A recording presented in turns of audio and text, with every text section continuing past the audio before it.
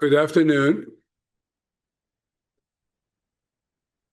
Good afternoon, and thank you for coming.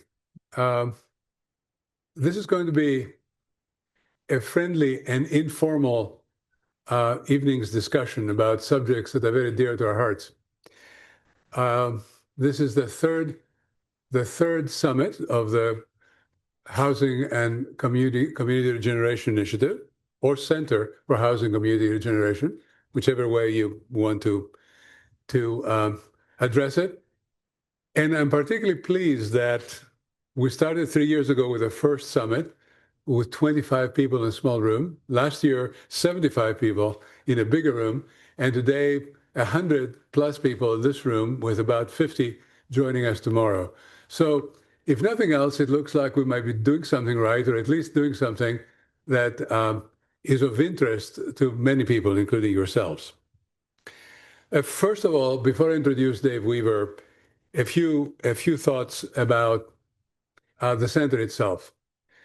Marianne Cusato, Professor Cusato and I, 3 years ago, in a fairly idle discussion, I remember, some afternoon out in the cold, we had a very spirited exchange about the notion of setting up a set of activities like the ones that are being included at this point as part of this effort in the School of Architecture. Why were we eager to do this, and why were we certain we're going to succeed? We're eager to do it because we cared about the fact that the Rust Belt South Midwest had been disinvested, and its physical development had declined to an acceptable degree, but also because we were optimistic that that kind of state of affairs could be reversed through a clear thinking, serious research, positive action. So we began in a very simple way by examining what had been the factors that had caused this decline. What was it about the state of affairs that we lived out in this part of the Midwest that might have brought this situation to be the dominant manner of planning and development here? Very soon we realized, without too much effort, that the current models of planning and development were obsolete. And they were not obsolete because we said so, because there's some kind of evidence that was extraordinary at the institutional or person level, but because the effects of 50 years of building under these issues around us were devastating. Codes were in place they're backward looking and completely keeping proper design building happening, planning and development that was based on visions of city making that were just very, very passé in every possible way. And in fact, whatever was in place were just fragments both of abandoned territories and ideas about building and planning, and new ideas which were not contributing to making a new coherent whole. We also realized that the financial structure in place was not happening. There was very little interest in private capital that was native to these places we're living in, we're working in, that was eager to come in and address the question of rebuilding. And also when the market came in the form of bringing money from Wall Street or further reaches of the financial universe of our country, what was being built was basically absolutely unacceptable in its quality and its impermanence, primarily. Then, as we started working more intensely and connecting to people and places, we realized that citizens did not have a voice in what was going on. The citizens were voiceless. They were disconnected from what was going on. We also found out that mayors and other leaders who were in a position of authority and had interest and ambition to do better could not do better because they were not properly supported, that their staffs were weak in many cases and did not have the experience to address many of the issues that were coming up during during our outreach efforts. And so when you put all of that all of stuff together, you realize that we're living in a dysfunctional state of operations when it came to planning and design and construction. And also the reflection of that was in the generating of a world of a building environment to live in, which was of very poor quality and of very little promise for the future. So during these 3 years, we've dedicated ourselves as a center for housing and community regeneration to a number of activities that you're going to hear an awful lot about in the next days. Those are activities in both research and in practice. And on the practice side, they have to do with visioning and with following through and attempting to construct and advise all the way to the realization of projects. We are positive, we're optimistic about what is going on, because we explored and also discovered in the process of exploration that this state is much stronger in this area, in this field, than we think we are. The existence of community foundations in Indiana is a source of immense help, because it allows for seed money to exist to promote planning and building of the right kind everywhere in every corner of the state. That's a unique thing in the United States that this is so. I think that the READY programs, as not particularly well developed as they are at present, are unique and extraordinary, and always only happening here of all places, and hopefully to continue to happen into the future. We discovered an immense reservoir of goodwill on the part of people, particularly residents. In 40 years of practice on the coasts, our work as architects and urbanists was constantly affected by negative vibes on the NIMBY upper reaches. Working in architecture and planning was NIMBY rich. And in 3 years of work here in seven client cities, there's not been a single negative voice heard. I mean, this is truly remarkable, because what we need to do here is so willed and wanted by the people who live here and lead here that I think we can't falter. We can't not follow through. And secondly, and thirdly, and lastly, I should say, lastly, we've come across leadership of a kind that we did not expect existed, in the form of individuals on the private side, and particularly on the mayoral side, that have helped us accelerate our work in a way that is extraordinary, which is reflected, I think, in the numbers of so many of you here. So we're moving forward today. We're going to continue this effort, and we're going to continue it in a very intense and heartfelt way, because we are convinced that at the source of whatever we want to do, what is most important is not only the I, the private interest, the my way, but also the we, the community interest, and this force that binds people together for the common good. And I think the common good is not, I've discovered that the common good is not only an aspect of the mission of the university that is integral to our work, but it's also a force that exists outside the university on the part of many among you who wish to see the places where you live and work be advanced and refined to the degree possible. We're also seeing these efforts as not being about work that is preparatory to action, but about action itself. That is about work that is about taking advantage of opportunities to operate through the market, not only to set up rules or to set up boundaries or barriers. And finally, we have come to realize happily early on, that what we discover, how we operate daily, what we come across as positive and bright information has to be essentially shared immediately.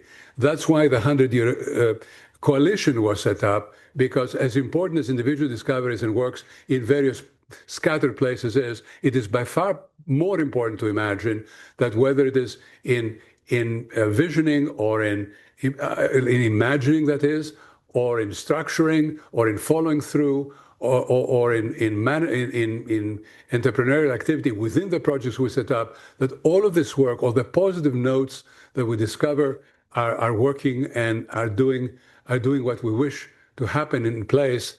All of those things can be communicated from one town and from one city to each other. And lastly, I want to make sure to tell you that in the buzz in the air politically is that there is among us and for us a choice between beyond job creation and civic and place regeneration. That it's either about getting jobs to work in some place or taking all that money and energy and making a place possible.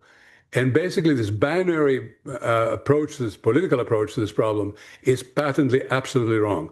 What we need is both.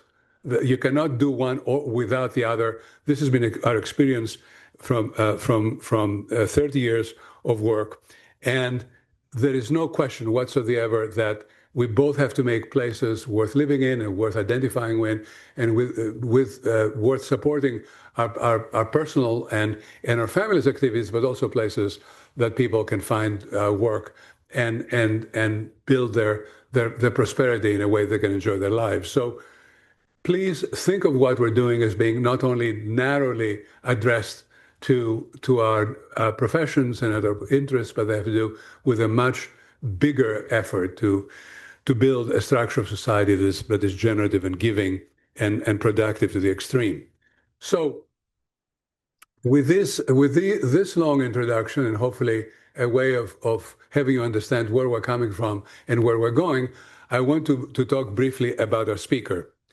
Well, he's already the accidental developer, so there's not much else I can say, other than by saying that Dave Weaver and Britt Croyle, who is sitting behind him, have supported this effort financially for 3 years and have continued to do so in a way that has enabled us to get where we are. So we're deeply thankful for that.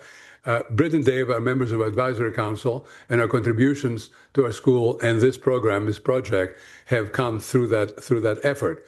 But most importantly, I think, of all the clients and all the places over the 7 years that we've been involved in, Elkhart is the place that, because of Dave's efforts, has gone the fastest in the implementations of the implementation of the ideas we've pursued. And in fact, his lecture is going to indicate how that has happened and why it has happened. But suffice for me to say that it's both because of an eye of restructuring the financial conditions of making projects, the planning structures for making and the nature of governance in making projects, and also the entrepreneurship and the individual prerogatives of developers for making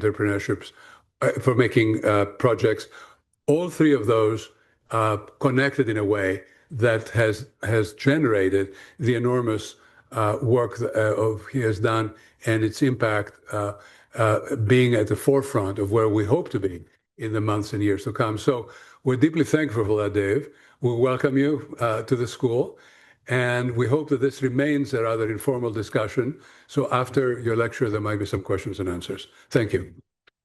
Okay.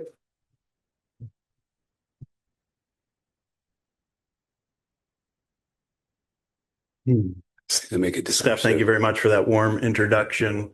It's been a real pleasure of Britt in my life to be engaged in the university, and specifically the School of Architecture, learning and working alongside you.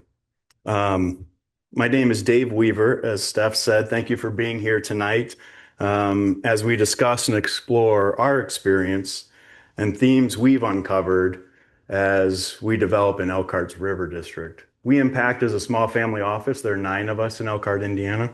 I retired in 2019. 8 of the 9 folks on our team came out of automotive supply chain. We had nothing to do with development. I've done industrial development since 2010. We have over 1.5 million square feet of industrial projects in Elkhart, Indiana. but we really created weIMPACT because we saw a need in the community where we thought philanthropy wasn't taking enough risk. And entrepreneurship, our entrepreneurs, we weren't focused on persistent issues. There's nowhere to go, there's nothing to do, there's nowhere to live. Has anyone ever heard that in this region? Now, if we're great entrepreneurs, why don't we change that? Why don't we use the resources that we have to change that narrative and that experience? We hear this a lot, right? Why don't kids go outside anymore? And really, for the last 3 generations or the last 75 years, this has been the predominant way we've developed in the United States. Single use, generation, nondescript buildings that create an urban form that's miserable. You have to drive from one place to the next. And this really came out of the 50s, post-Euclidean zoning and post-World War II. We started to systematically decamp the city of the 5 key elements that codify the social fabric of a city. We started with housing in the 1950s with white flight, right? The office park. 1972, this is opening day of Concord Mall in Elkhart, Indiana. Cultural and civic assets, we're continuing to do this today. This is our brand new $107 million courthouse in the middle of nowhere. And in 1954, this is Penn Harris Madison School District. And so we've created this really disruptive pattern of development that concentrates a use. It forces people into their car to go from various use to the other.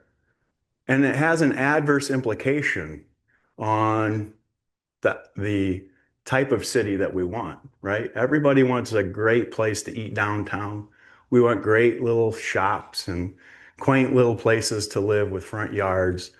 But the reality is the way we've invested for the last 75 years is in direct conflict with the way we want our cities to perform. So in 2016, I was still focused on growing our organization, but I had agreed to start a visioning process with the Community Foundation and with the City of Elkhart to imagine what an extension of downtown Elkhart might look like. And this is the River District. This is the final published plan in 2018 by David Dixon and Jeff Speck. Again, the idea, the historic, let me see if I can get this to work. The historic Main Street is right here. This would be the 100% corner of Main Street. And the idea would be this 105-acre extension was an extension of the downtown, not a replacement of downtown, and was really surrounded on 3 sides by 2 rivers, with the confluence of the rivers being in the west corner there. Our team is predominantly focused then on the area called the Delta. In 2019, when we had assembled some property with the city, for those of you that are familiar with Elkhart, this is Elkhart Health and Aquatics, and this is the new Martin's grocery store along Jackson. When it was clear that building, Elkhart Health and Aquatics, the 5th largest natatorium in the United States, was going to be built, the city let out for RFP these 6 acres around Elkhart Health and Aquatics. That facility is a $70 million public-private partnership. Every 4th grader learns to swim in that facility at Elkhart Community Schools. It's our high school's competition pool. We have 6,200 members. 1 in 9 Elkhart residents is a member at Elkhart Health and Aquatics. That RFP was let out to 140 developers and exactly 0 responded. And we thought, oh shit, what did we just do? We just deployed $30 million of public infrastructure spending for the streetscape along Jackson, Elkhart Avenue, and Junior Achievement Drive. We'd created a 1.5 mile path around the district. We procured a lot of property, and zero developers were interested. So we actually went to Tim Sexton. We went to a few folks and said, can you introduce us to Kite and a few other developers in the region, and let's have a conversation. We went to maybe 5 or 10 developers, and they said, this is a cute plan. This is great. This is a lot of money anywhere. So very professionally done, but we're not going to take the risk of coming into Elkhart when we can go to Carmel or Naperville or name the community. And it's much less risky proposition. The idea of the River District was really an ante-in to having a relevant conversation about recruitment and retention. In a time and place in which most choose place over paycheck, jobs really can no longer be the currency we use for economic development. And so how do we, Elkhart's unique, 60% of our GDP is still in manufacturing. We have 2 rivers in our downtown. If you look at just the demographics of Elkhart, we're definitely below the socioeconomic status of both the state and nationally. However, if you drop a pin downtown and draw a 10-mile radius around it, our incomes in the region are 50% above the state average and above the national average. Our argument was this was not an economic issue, this was an investment issue. At that point, we separated ourselves from the public-private partnership, and 5 families, including ours, decided we would build the first project. Today, we have roughly 700 residents in the district and 500 apartments, of which we're one of the 3 developers. Our team plans on building roughly 400 more units with a mix of for sale and rental. There are 40 businesses, 11 restaurants, 5 parks. We talked about the Riverwalk. Elkhart Health and Aquatics sees 45,000 patrons a month. 15 18-year-olds qualified for the Olympic trials in that facility last year. Our first project was the river bend in the center, and we called it a project because at that time, that's how we saw this work. We said, we're going to build a project and the market will take over. The reality is we were building a large industrial building at the same time we decided to build the River Bend and 900 Jackson, and we could see the pro formas playing out right before our eyes, and it was clear that the market had indeed taken over. Paying the most for land we've ever paid, paying the most for steel we've ever paid. Our cash-on-cash return on a big dumb box, we call it, is 20%. Return on invested capital annually is 30%. 8 subcontractors roughly right to build a big dumb box. Conversely, for the river bend, 92 contractors, and the cash-on-cash pro forma return was 3%. It was clear the market was working just fine. The highest and best use of capital was going to go towards industrial buildings, and if we wanted to build this type of project, we knew that we would have to intervene. The market had already made its determination on where the capital was going to go. And so at that time, we pivoted. We started to read a lot of books. We started to visit a lot of places, and we started to understand what makes a community a community. And today, we have 12 families. Everyone's from Elkhart County, committed to this work. And our family's personally committed to 30 buildings in 30 years. We're breaking ground this month on buildings 9 and 10, with buildings 11 and 12 in design. We name every building. We got out of this practice as a culture when we stopped building buildings worth naming. We started building nondescript, single-use, single-generation buildings. 100 years ago, that's not how buildings were built. It's not why they were built. The idea is to establish a sense of place, and we no longer call it a project, we call it a neighborhood. What we've seen in the last 24 months are 13 new leases. We're working on number 14 right now, 6 relocations in the downtown, 6 new investments in the River District. We've seen the highest concentration of reinvestment and relocation of modern history.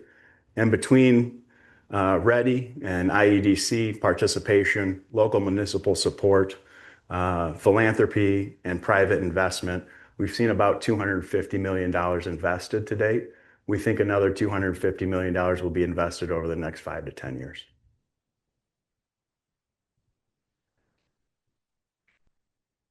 We've traveled to maybe 70 cities in the United States and abroad, discovering, exploring, learning what makes a city a city. In the United States and in the development world, especially in the industrial Midwest, we believe there's a crisis of confidence. and a proliferation of hindsight bias, rationalizing away why we can't hold ourselves to a higher design standard, while at the same time explaining why certain communities are indeed successful. Communities like Carmel or like Greenville. Carmel's a great one. People say it's successful because it's close to Indianapolis, really? Or how about Greenville successful because it's close to Clemson? It's 45 minutes away. It's so easy for us to rationalize why another community can be successful and hold themselves to a standard, but we can't do the same for ourselves. So we ask the question, how do you create a market where there is none? And we'd argue there is one. We just haven't figured out how to unlock it. What anchors your community? What hospitals or headquarters or cultural and civic institutions do you have? What sport complexes or key public spaces do you have that you can build off of? Next, we'd like to talk about the themes. It's hard to imagine that the visioning process for the River District took place nearly 10 years ago. We started as leaders in a public-private partnership with the City of Elkhart and Community Foundation, and today we're developers in a district working alongside the city to implement that plan. These are a few of the takeaways we've learned so far. It's important to know we don't just build buildings, we also get involved in the food and beverage. We get involved in programming the public space. The idea is we just build buildings, we haven't succeeded. We want to build traditions. We want to build emotional connections between place and the community. And so this is what we've learned so far. Every developer we've met, including ourselves, has a bias. That bias is usually marked by the word market. When a developer uses the word market, your radar should go up and say this is their bias.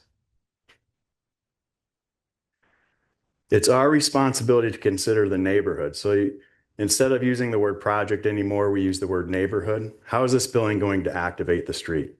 How will people experience it? How does it add to the neighborhood? And so at the bottom left, you'll see a picture of Carmel. In the bottom right, you'll see what a developer might say the market can afford to do. We should hold ourselves to a higher standard, especially as it relates to design and urban form. Next, local capital is always greater than out-of-town capital. No one is coming to save our communities. No one's coming to save Elkhart. It's been our experience that there are two types of development.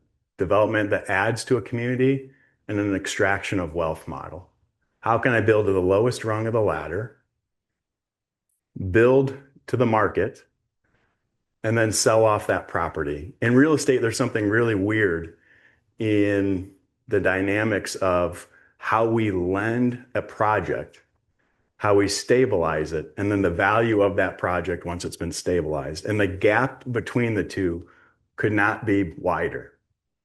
And so there's incentive in place for developers to figure out how we can go to the lowest rung of the ladder, what the market will support, and then to sell that asset at what's called a cap rate.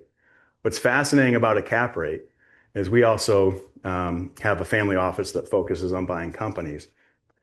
Real estate multiples are sometimes twice as high as multiples for going concern businesses. Think about that. And so it's our thesis that, again, no one's coming to save your community, no one's coming to save Elkhart, and that the utilization of local capital tends to be more patient, tends to be more committed, and can be deployed in a more tactful way. This is our typical capital structure at weIMPACT. We put in 25% hard equity, 20% down, and 5% for cash losses, 15 to 20% for state funding, and then 50 to 55% of debt, loan to value, and then we tend to request 80 to 100% of the TIF. 100% of the equity is local and what we call permanent. We've asked our partners that if this generation needs to access that capital, that they not participate. If they can wait for the next generation or thereafter, then we'd welcome them to join us. Lesson number 3, you're going to deploy incentives, so you might as well get what you want. We have found a lot of time and energy is focused in the industrial Midwest of figuring out how to minimize incentives. And we think that's upside down. We think the argument should be, how do you maximize the value of development? If you can maximize the value of development, then we can figure out what that incentive needs to be. And most likely, if it's a maximum value question over an incentive question, you can get to a better outcome. The other thing we found in the capital stack is it doesn't really matter if you're modifying an existing structure, building market rate product, or building affordable product. The capital stack looks roughly the same, plus or minus 10% in any of the categories. All right. And so if it's really important in our mind that a community identify what form and to what standard they want a building to be built, and then find the appropriate partner on that project. Time stops for no one, financial resources are finite, and deal fatigue is real, both for a developer and municipality. Think about how much time and energy we spend on a single deal. And I don't know about you guys, but in Elkhart, we have about 20 years worth of buildings to build. And so it's really important for us to figure this out, figure the capital stacks out, figure out the relationship, and get to work. We know too much to simply churn dollars every generation. We should be focused on building neighborhoods that outlast their incentive and provide long-term value for community and for the developer. Why this is really important, if you think of the city as a business, if you're incentivizing, we're incentivizing low value developments like a Walmart. They pretty consistently assess at $500,000 an acre. That's true in Carmel and Elkhart. The Walmart in Carmel assesses on a per acre value the same as the Walmart in Elkhart, Indiana. And that's a form issue, right? The utilization of land is very high relative to the amount of investment that goes into it. Conversely, prior to the River District, the highest assessed value per acre in Elkhart was a building built in the 1800s. 6 generations of increment have been provided by that building, and it assesses 10 to 1 over the Walmart. In the River District, we have the highest assessed value per acre in the county at $11.5 million. And that's where you see per acre. And that's where you see a departure in the economics between a Carmel and an Elkhart at $25 million an acre, let's say, and 11.5. And that's representative of the economic differential between those communities. The Walmart at $500,000 an acre is representative of the issue of form. Lesson number 4, buildings should provide what we call a gift to the street. Each of our buildings must have a design feature which enhances the pedestrian experience or has a public art installation. So we've budgeted well over $1 million for the first 3 buildings in public art. And then outside of our private development, our families have committed to $500,000 a year over the next 10 years or $5 million in public art installations for property we don't own. That is in the district. Not everyone's going to live in the neighborhoods we're working on. And so the idea is, how do we create that emotional connection between place and the people that live outside the boundaries of that space? How do we bring back that sense of civic pride? How do we make it so that it's not so easy to leave this neighborhood or this community or this region because of the quality of life and the quality of place that's been established? You can see the 3 installations to date. Who Rescued Who along Jackson, a new fountain along Clark Street in front of Elkhart Health and Aquatics. And then this is a new 35-foot sculpture we have going out in the public space late spring. Our 5th learning is the street is the most underappreciated economic development quality of place tool.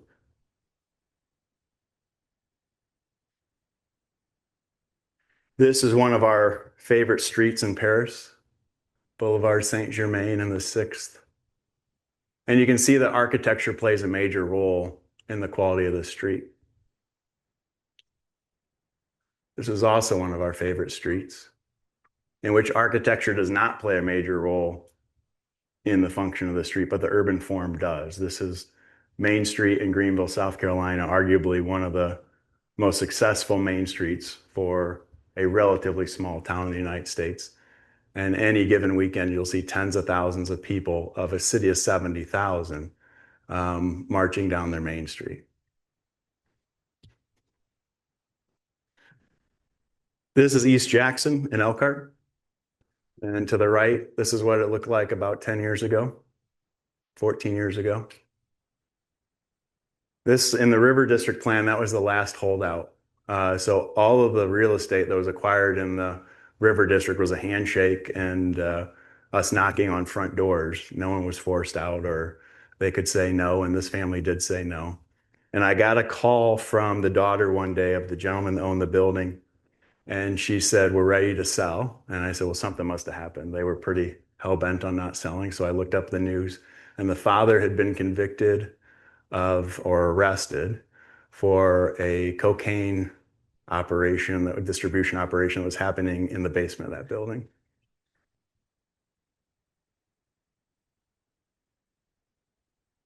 It's not progressing here. Well, there we go.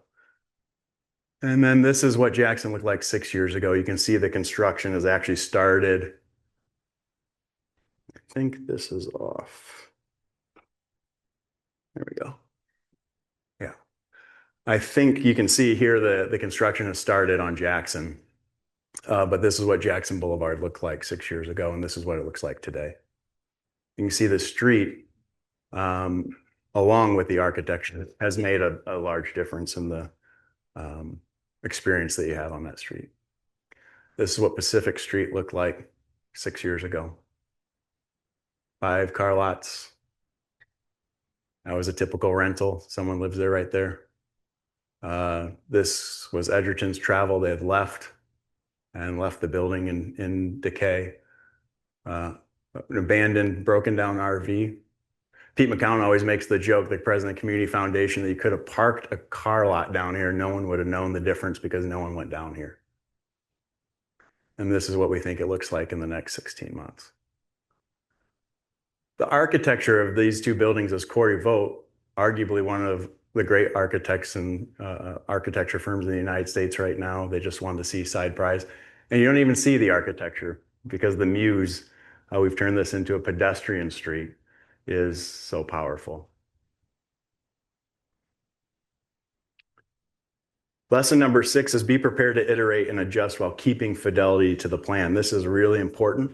When we published the River District Plan, Jeff Speck, in 2018, these buildings were all mixed-use commercial. And what happened in the world of COVID? People didn't go to the office. And so we went to Jeff and said, we got a problem with our plan. We got to figure this out. And we brought Stefanos and Jeff together and published this plan. And as we started to work through it, we figured out we could bring Pacific Street back. And a great deal of argument and discussion took place as to whether or not that should be vehicular or should it be pedestrian. And we won't know the right answer until it's built and we're done and we've been able to experience it. What's been great about the River District is so little has been done for so long, and there's such a need and a tailwind to be downtown that we can get away with testing different typologies and different designs that have been proved out in other communities and see how they're received in our very own community. You can see that not only do we move it from from commercial to predominantly residential with some mixed-use commercial elements, but we put a parking garage in. Even when the Jeff Speck plan was published, Jeff and our team didn't believe we would ever be able to get to the density to be able to absorb a garage. Thank goodness we didn't put the garage in, because it allowed us to put in lower scale buildings and test them out and figure out what we could accomplish with various densities and typologies. You'll see what we finally ended up doing is moving the garage closer to the historic downtown and on the southwest side of the street. Today, this is the final site plan that we're executing on. We also added retail at the front door of Elkhart Health and Aquatics. You would not typically do this. This is a B street, and the retail should conventionally be along Jackson. There are 1,500 people that come and go outside of that door every day.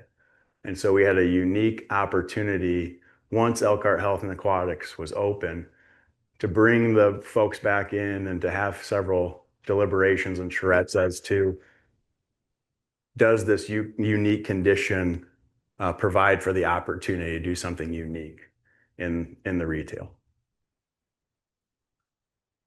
This is what the site plan looks like as a rendering. These are the two buildings that will go under construction this month. We'll have for sale townhomes to the north, and then we'll focus on the south side Jackson. And this is what it looks like this fall, not today, but this fall.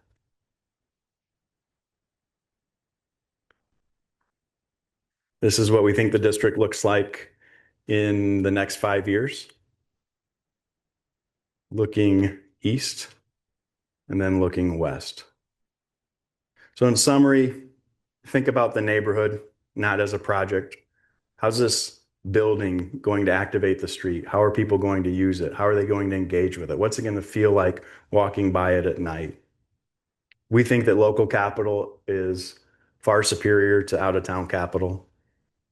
Number three, you're going to deploy incentives. So focus on maximizing the impact of the project, not on minimizing the incentive.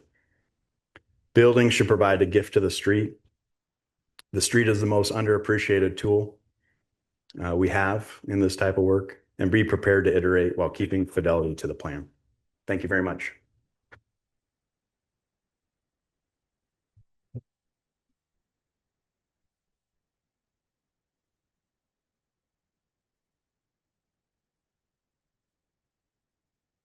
Are there any questions for Dave?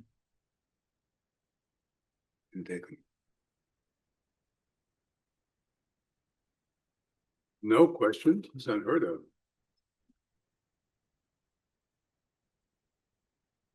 There is one question. That was like a 6-course meal. I gotta tell you, that was remarkable. I'm curious, what did the citizen feedback look like as you were fleshing this out? Obviously, this was radically different than what had existed before. When you began with design trends and community meetings, what did that feedback give you? It's been evolving, Joe. I can tell you that narrowing Jackson was like, taking someone's firstborn baby. It was, and you got to be empathetic to that, right? Because for the last 3 generations in Elkhart, we literally are able to park in front of the front door that we want to walk into. If you reframe that to what your experience in Chicago, people have a completely different expectation. But the problem is, in Elkhart, we do not have a highly functioning downtown. We have a lot of work to do, and it's still very fragile. And so I'd say the biggest angst was the road diet. I would tell you today, if you live in the district, you think Jackson moves too fast. If you're just trying to get through town, it's still too narrow. Someone asked me today, what we have to do to protect these developments. And I asked them what they meant by that. And they said, well, do you have graffiti or vandalism or anything like that? And I said, interestingly enough, we've had vandalism on every industrial project we've ever built in Elkhart. I've had porta potties lit on fire in the middle of the buildings. I've had guns pulled on people because we're tearing down trees. We've had so many issues with every building. Knock on wood, we've never had vandalism on any of our downtown projects. As I think about that, I wonder if it isn't that people are ready for a change. They're ready for progress. They're ready to have buildings that evoke a sense of pride and purpose and sensibility. And we just haven't had any issues. So that's been great. The first buildings that went up in front of Elkhart Health and Aquatics, people complained that we were blocking the view of Elkhart Health and Aquatics. As we've continued to round out the development and cross Clark, most of that has gone away, and you can just see, I think, a lot of excitement. The food and beverage, even though we're adding additional food and beverage, we try to add 1 restaurant a year. The restaurants are up year over year. They're performing extremely high. So things are going relatively well. A lot to learn, but it's been a process and will continue to be a process. We talk about parking every day. Yeah.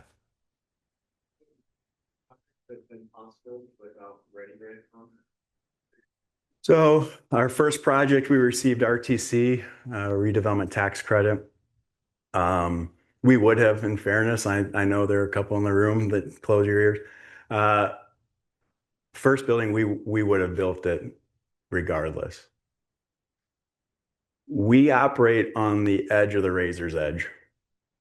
And so going forward, no, would need some type of RTC ready, historic tax credit, something to fill that gap in. And if it's not at the state level, it would need to be at the local level.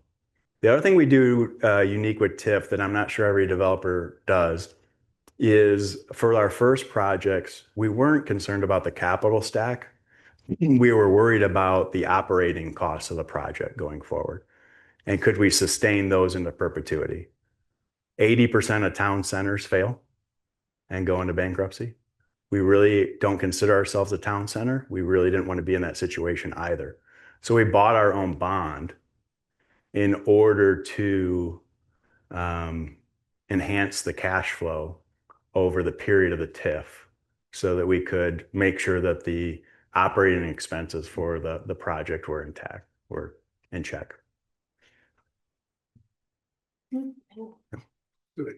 Was there a question there? There's one more question there. Last one. Lessons maybe from what, say, has happened in Detroit, where there's been concentrated investment from a few groups. Well, would you repeat the question? I think the question is, can you compare and contrast Detroit versus Elkhart effectively? I know enough about Detroit to be dangerous. Detroit geographically is much more spread out, which is their main issue, where Elkhart, we can make a change in Elkhart by, we really in the River District only have two highly functioning blocks in the district. The Martin's block where the grocery store is and our block where Elkhart Health and Aquatics is. In between, it looks like a bomb went off.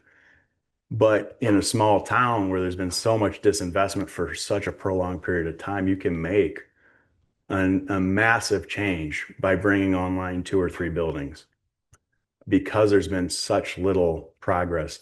In Detroit, I think Dan had to intervene a lot more than what we've had to because of the wreckage of urban renewal and how spread out that town is, city. Dave, Sure. My name is Marianne Casado. I am the director of the Housing and Community Regeneration Initiative here at the School of Architecture. And thank you everyone for coming. And thank you so much, Dave, for that incredible talk to kick us off. We're joined now with an expert panel. We have former Mayor Jim Brainard from Carmel, Indiana. When he started in Carmel, it was a suburb of Indianapolis that no one would imagine could be a city, and took a vision and created a place and transformed in his 28 years of being mayor, a suburban community of 25,000 to a city of over 100,000 people. And what's fascinating is the parallels, which we're going to talk a lot about. And we have Rebekah Kick, who is the assistant city manager in Kalamazoo, Michigan, on the city side of what Dave has been presenting here with Elkhart. And the theme of this panel is we are all working in places, and especially sort of building on Stefanos' opening remarks, we're building on places that no one believed in. And we're reinventing a system that really hasn't meaningfully operated in 100 years. If you consider that in 1929, when the stock market crashed, we stopped building in our cities. We had public works buildings, big buildings that banks and bridges and things, but we weren't the economy, and we weren't building the fabric of a city. We weren't investing in the fabric of the city because there wasn't money for it. Then we went to war, and when we came back from World War II, we backed the suburbs. And at that point, we systematically dismantled and tore down our downtowns. Ever since then, policies, finance, all of the design practices, everything is set up to incentivize the suburbs. And now we're waking up and coming back to these places and realizing the amazing opportunities that are there. That's going to be the theme of all of the work we do, and essentially kicking off the theme of this evening's panel and all day tomorrow. So I'm gonna kick it to you, Jim, to talk about the compare and contrast with what you felt when you arrived in Carmel to how you, and sort of, I'm asking you to do a 28-year talk in about 10 seconds. But you arrived in a place that no one believed in and identified a vision and then had to go about dismantling a system that was set up for that vision not to happen. I'm wondering if you could compare that with the amazing talk that Dave's experience. I think there's great similarities throughout the United States among cities that need to be redeveloped, whether they're suburban style development, it could be in a suburb, it could be on the edge of a traditional city. But what happened after World War II, I think it's important very briefly to put it in context. Prior to the war, the majority of Americans still walked or used public transit.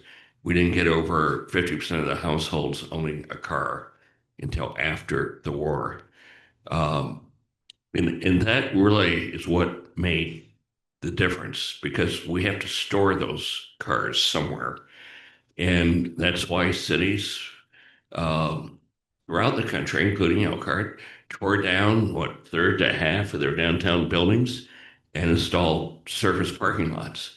And the suburbs are dealing with the same thing. They have been built not for walkers, not for pedestrians. They've been built for cars. And to make it worse, we segregated our uses. Our zoning says all the stores over here and all the houses over here, and the factories over this way.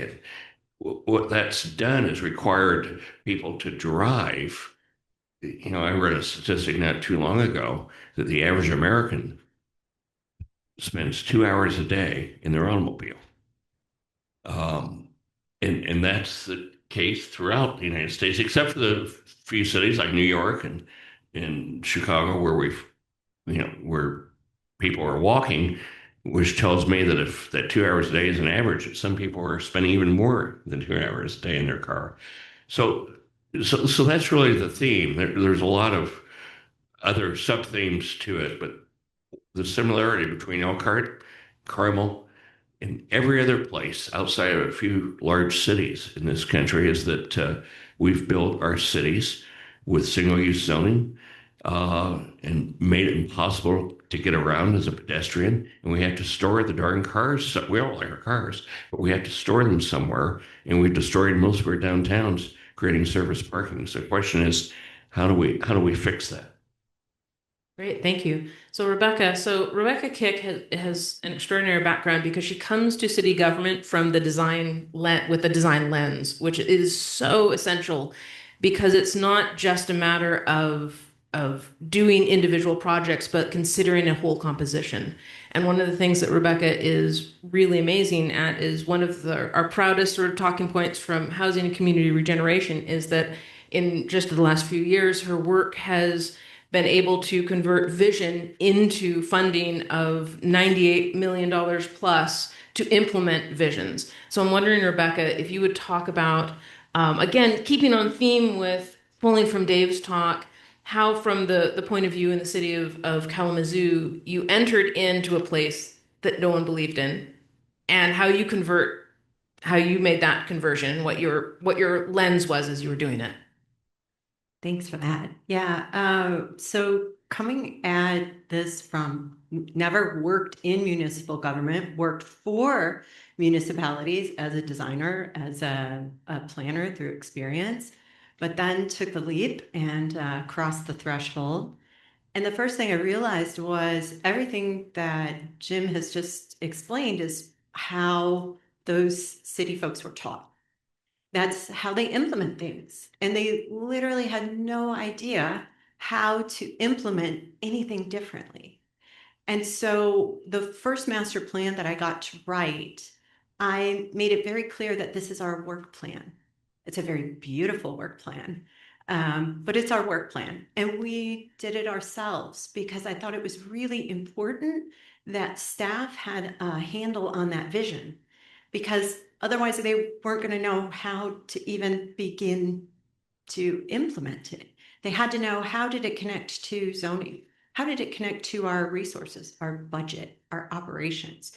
How did, street sweeping and how many streets can we actually effectively patch and build every year? We had to really get down to what were our core services and then build on top of that this extremely beautiful vision, which ended up being, turn our one ways to two ways. That all parking lots are underutilized land, period. Like, we had so many conversations about the storage of cars and the fast roads. And the vision, I kept asking, is this what you want? You had to keep comparing and contrasting these pictures like Dave showed of Greenville or of Carmel, or we asked people to bring pictures to our community engagement events.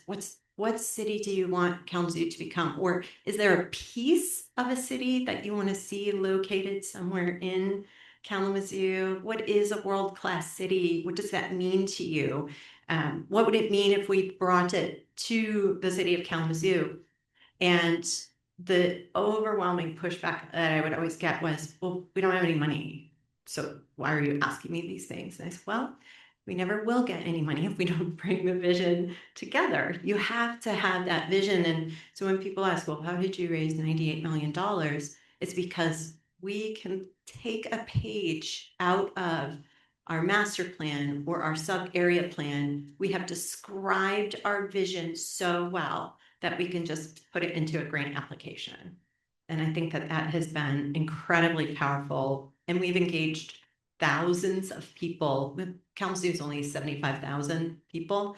And we engaged over 4,000 people during our master planning process. And then we engage them on each of those neighborhood projects as they move forward as well. So there's tons of community buy-in and thoughtfulness about this vision as well. So when we go out to ask for letters of recommendation or other things in terms of getting foundation support or grant support, it seems to come pretty easily to us because we're all on the same page. I have a quick question for Dave, and then I'm going to go to Stefanos.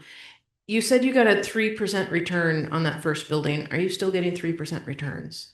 Has it turned? Are you seeing now that you've made the? It's when you say we're going to be here for 30 years. Yeah. There's got to be something more than 3%. So I want to go back to that. Well, Or you got to is it remember staying? everyone's committed to Elkhart being a place they want to live, right? And I'll never forget September 2020, we had the plans for the river bend, and the 5 families were sitting around the table, and I said, what do you guys want to do? And our oldest investor, Bob Deputy, our oldest partner, is 82 at the time. He said, Dave, I'm 82 years old. I don't care what's going on in the economy. Build the buildings. I want to see them in my lifetime. And so we have people focused about impact on the community. I think that helps out a lot. When we went to the 12 families, though, we did say, hey, this has got to be palatable for everybody. And so if we're going to raise this, we've deployed something like $85 million. We've overtaken Elkhart Health and Aquatics as the largest redevelopment project in the history of downtown Elkhart. And we have about 115 to deploy in the next 5 years. This has to be sustainable. And so what we shoot for is a 10% cash on cash return by year 5. For 4 years, we run at a loss. And the hope is by year 5, we can get to a 10% cash on cash return. Great. So Stefanos, one of the things that in multiple conversations that we've had, and I think is a really important unifying point to the 3 cities that we've been hearing about, is one of the things you say in meetings is, if you want to see why the big Texas donut, and by the Texas donut is the garage lined with all the buildings, and why, if the big move, if you want to see why the business as usual doesn't work, basically look at every American city and it'll show that. Will you talk about that? Will you talk about why business as usual won't work, and a couple of the kernels of the things that will? Because that's the theme here, is none of these guys have done business as usual, and it's a really key point to highlight.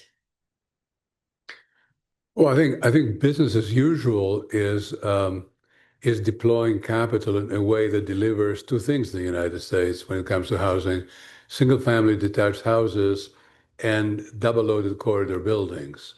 And in most of these cases, particularly in the denser building cases, this money comes from Wall Street, and it comes with extreme expectations of return in a very short period of time. And the result is that you end up with people accelerating the design and building process in such a way as to respond to the dire conditions of their financial obligations. And therefore, the easiest way for them to do this is to grab yesterday's building from another place and build in the cheapest, fastest, and least consequential way, which then leads to this condition of the mall in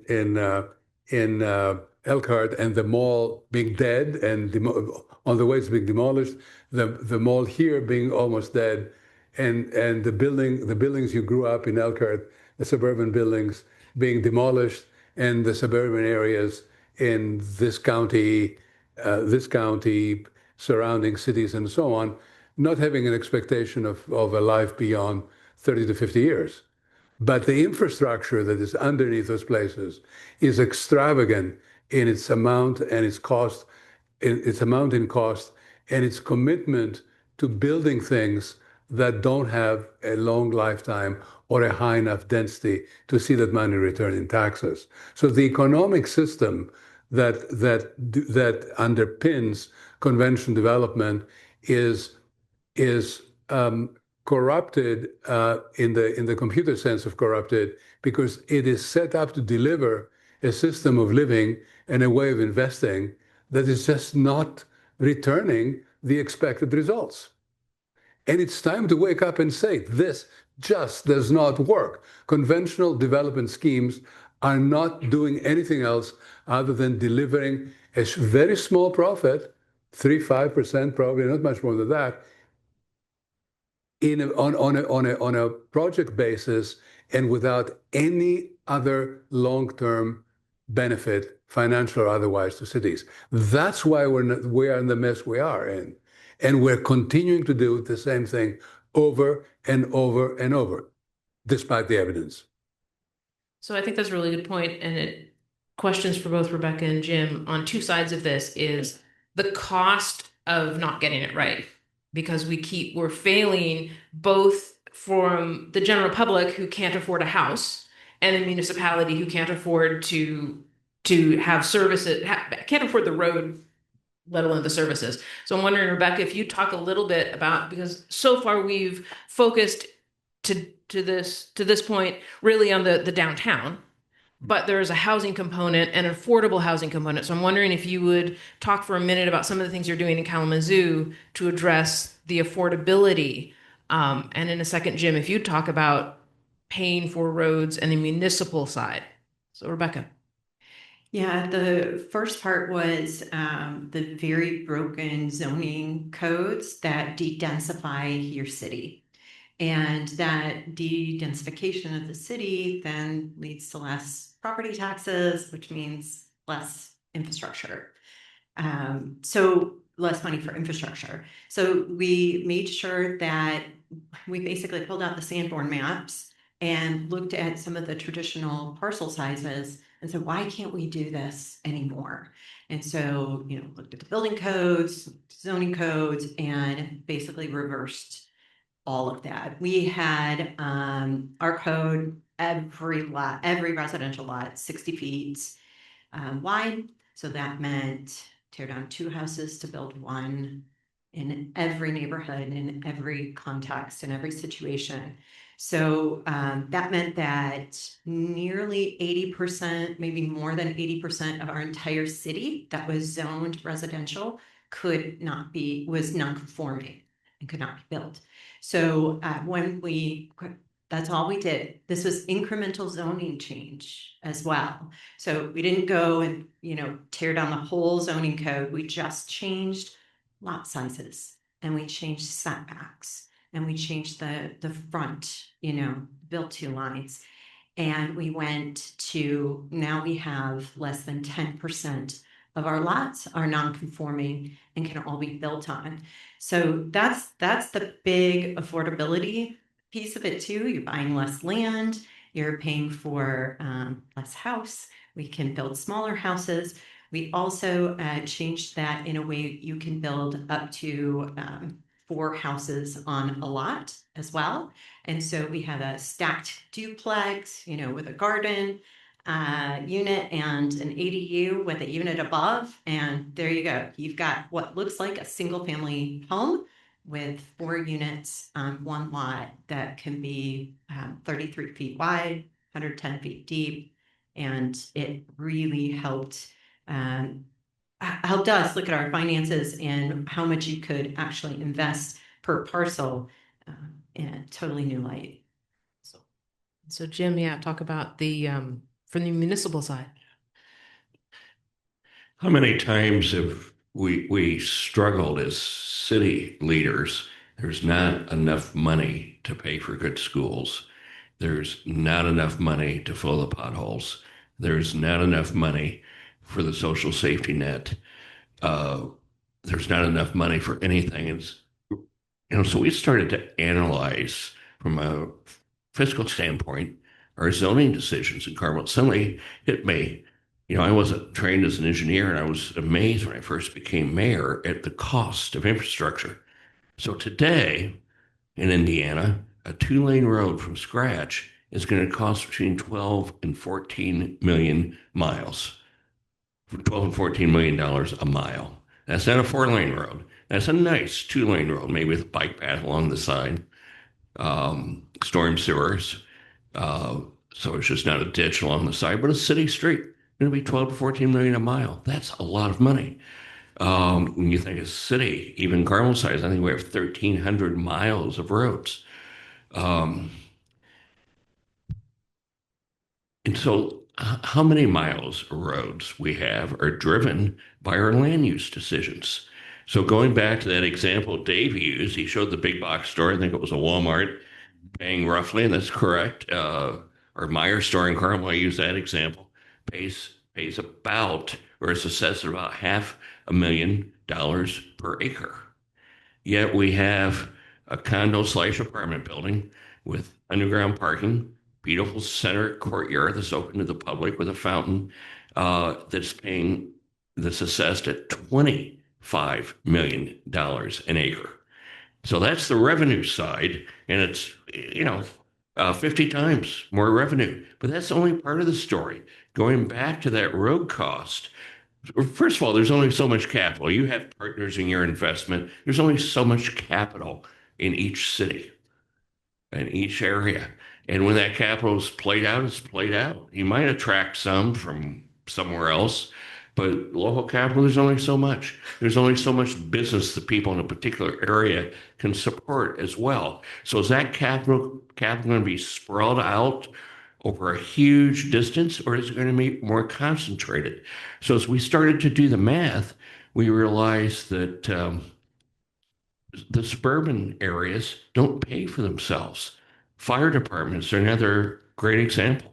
It costs, we have 4 firefighters per vehicle. We respond, which is necessary to keep decent insurance rates, to 95% of our runs within 5 minutes. That means the stations have to be strategically placed. But if we're on 50 square miles with X amount of capital invested in our city versus, say, 15 miles of capital invested, how many more fire stations at $4 million a year do we have to have? 4, say we need an extra 6 fire stations. That's $24 million a year. But that money could go to other uses if we had designed our city differently. I was talking to one of a major grocery store owner at one point, is now deceased. He told me a number of years ago that it takes 7,000 families to support a grocery store. So let's say 2 trips a week to the grocery store. Is that right? 2? All right, okay. And so if the average drive to that store is 7 miles versus 1 mile, depending on the dense pattern, let's see. So that's times each way. So that would be 12 miles each trip, 24 miles. Say an extra 20 miles, just make the math easy, an extra 20 miles times 7,000 families. That's what, over 100,000 road miles a week? And who has to pay for those roads, maintain those roads, fill the chuck holes in the roads, police those roads, pay for water lines to run down those roads, pay for electric lines, cable TV lines to run down those roads, maybe 50 times as much as we would otherwise. So when we start to do this fiscal analysis, we can't afford to build suburban areas, and cities that are all suburbs are going to be underwater forever. They'll never be bankrupt. They've got next year's tax revenues, but they'll be insolvent. They won't be able to provide the basic city services that we want. We won't be able to focus on things that create true civic wealth, parks, bike trails, great schools, all these things that we want for our families in the place that we've decided to call home. So we've got to start to analyze our zoning decisions, our land use decisions from a fiscal standpoint if we want to build beautiful and great cities. Excellent. Are there questions from the room? Yeah, Kevin. Dave, thank you to all the panelists. Thank you to all the panelists up there, guys. This is awesome stuff. Dave, I want to address you and have a question about this. The community I work for actually has a Jeff spec partially designed downtown as well, not to this scale, a little bit more bite size.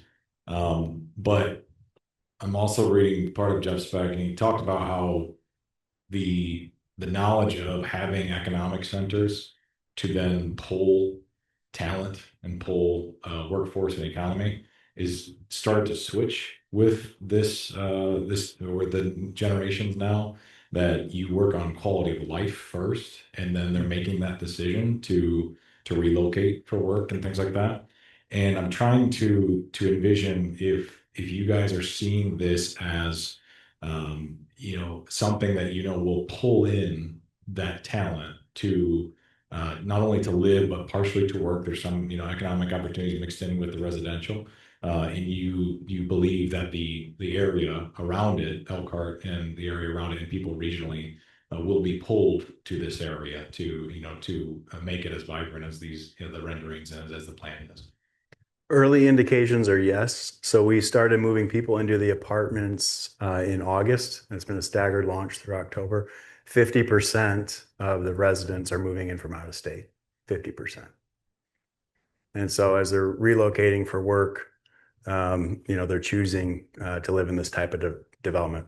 Folks are relocating from DC, Pittsburgh. We have an NFL player from LA. Very close. Yeah.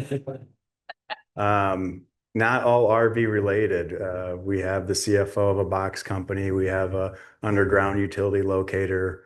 We have a pediatric dentist. I mean, it's not all industry. The River District is uniquely positioned in that we're flanked on all four sides by industrial clusters. There are 42,000 workers within a 10-minute drive of the River District. And so that is beneficial. Dave and I did not compare notes on this before that question, but we actually pulled the data on who's moving to Carmel over the last 20 years, 50% from out of state. We also had about 10 corporate headquarters when I became mayor in 1996. And today we have over 150 headquarter operations of regional or national significance that have to attract the best and brightest people. Otherwise, they're not going to come to Carmel, or they're going to locate somewhere else because they need that talent. And somebody said, we don't always have perfect weather around here. Today may be an example. We also don't have mountains and oceans. We have Lake Michigan up here. I grew up in Elkhart, so I'm used to go there. But Central Indiana, we don't have Lake Michigan either, unless you want to drive for 2.5 hours. And so we really had to focus on the built environment in order to do that economic development, but it paid off for us. We have, sometimes I always joke it's hard to get people on the plane in New York City or Boston or DC or Miami. Once they get off the plane, they see the place. It's just fine.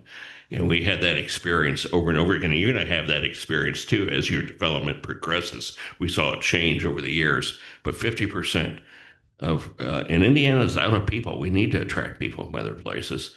50% was our number, and it was fairly well researched. Excellent. Is there one last question?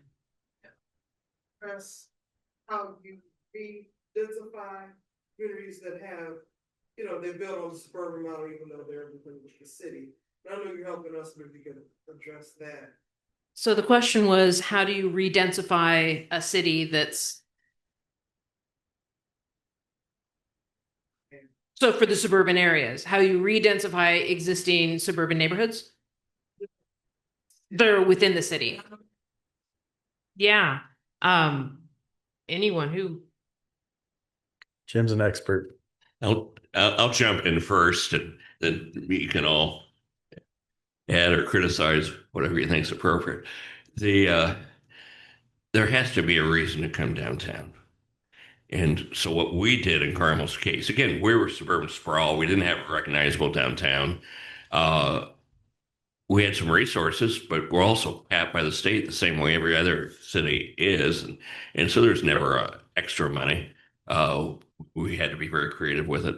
But we went ahead, and Indianapolis invested a lot in sports facilities and sports organizations. And so we felt there'd been an underinvestment in the arts. So we built a big concert hall. We built 2 small theaters, and we built a cabaret and a hotel the city had an interest in. And we created this beautiful arts hub. And then we created other community amenities in the area. We took a rail to trail project. Some of you may be familiar with it, called the Monon Trail. The tracks had come up in the 1970s, and in essence, it was a linear junkyard. We turned that into Main Street. But we provided a reason for people to come to our downtown area. Then the housing came, and the restaurants came, and the boutiques came, and all the things that help make it a fun place to be. But we had to lead with that taxpayer investment for it to work. And there's some risk to that. My opponents in the elections pointed out that risk on a regular basis. Fortunately, they were only get a minority of the percent of the community to agree with them. But there is some risk to that. But I really believe the city needs to lead with things that make up the civic wealth, civic amenities that will then, and when the private sector sees that taxpayer investment, they'll follow. They're afraid to do it on their own. So I think it's appropriate for the city to come and, you know, dream big and figure out how to finance it and take some risks, and then the private sector will follow. And that's how you start. Just quickly, to kind of talk about Kalamazoo's point, 300 vacant lots, really near the city center, near the downtown. And we have a land bank, so they're our partner. They own most of those vacant lots. The city owns some of those vacant lots. But we needed, again, it's the mantra, the t-shirt we should all have, no one's coming to save us.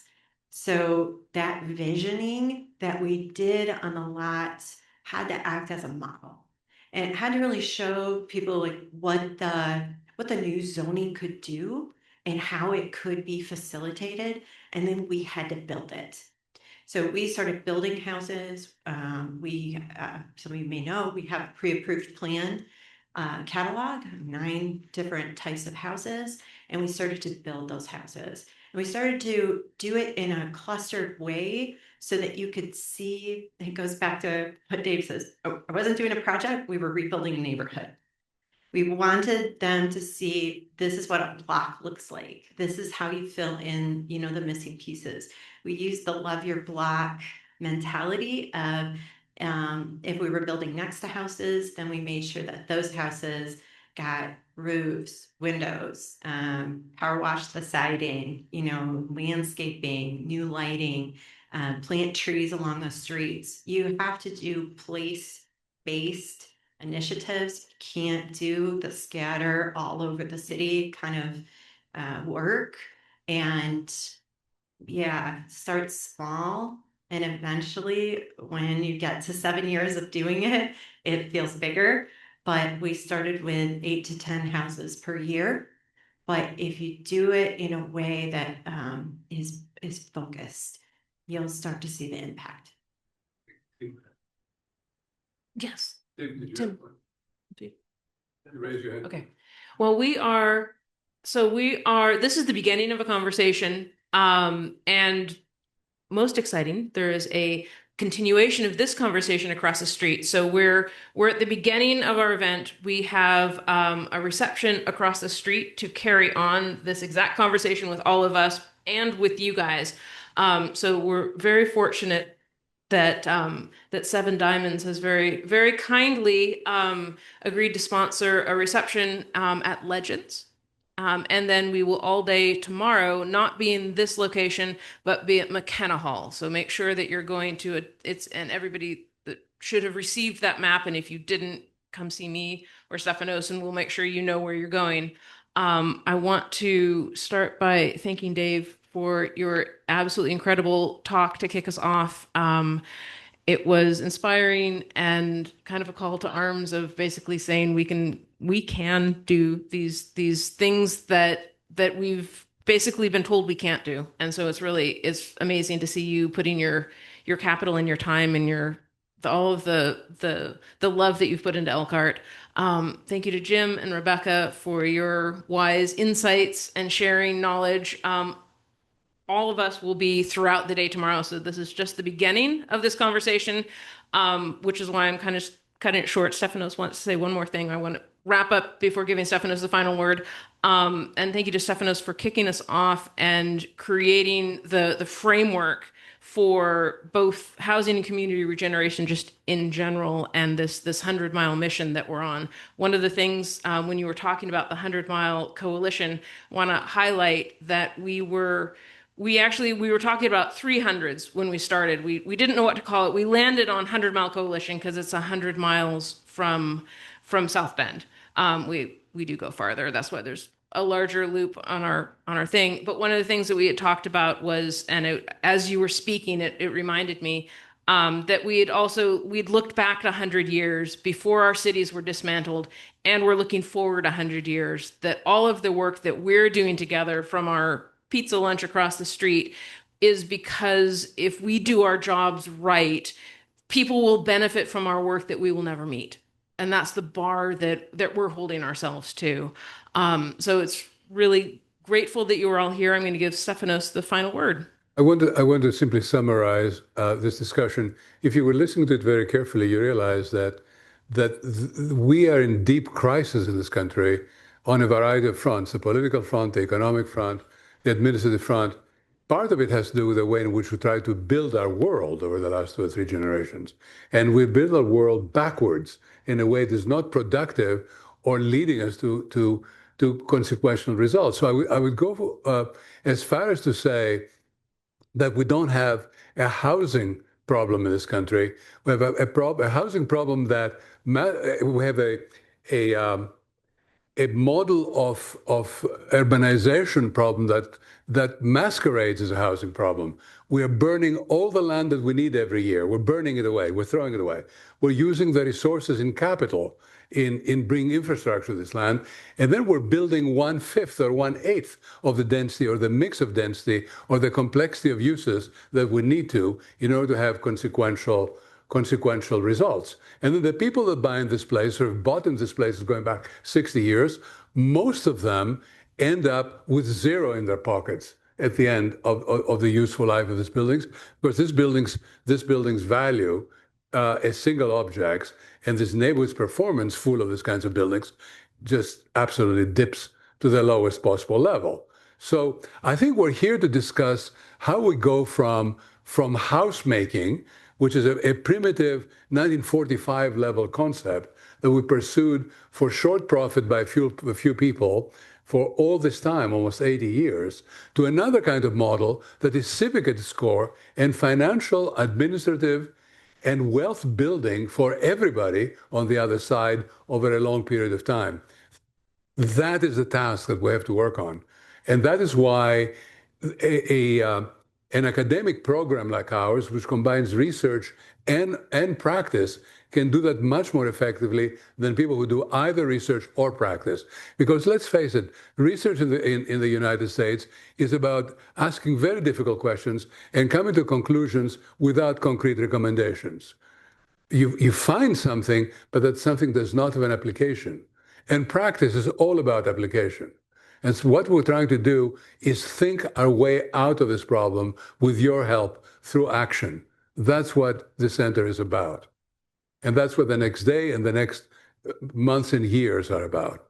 And we are in an incredible place in the country to do that. The land is cheap. There's a lot of resources that are financial. There's a lot of energy. There's a lot of people coming.